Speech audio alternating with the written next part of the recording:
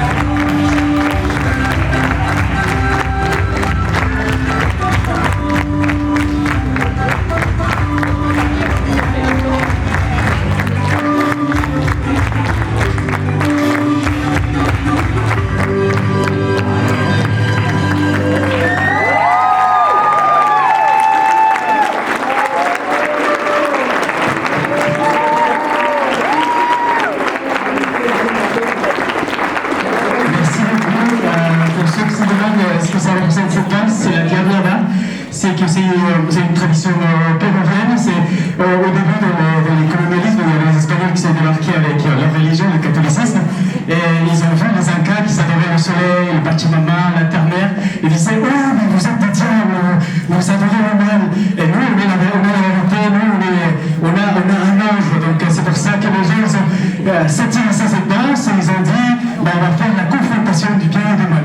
Mais on va danser ensemble. C'est pour ça qu'on se met tous ensemble, l'ange et aussi les diablesses. Donc on a pour remercier aussi Daniela pour dire ça. C'est l'association de tout ce qui est art plastique. Merci. Merci beaucoup, bonne soirée. Bravo!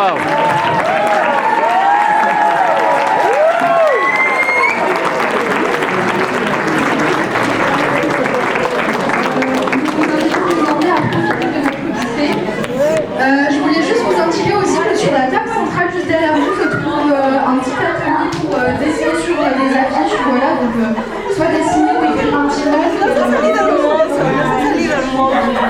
En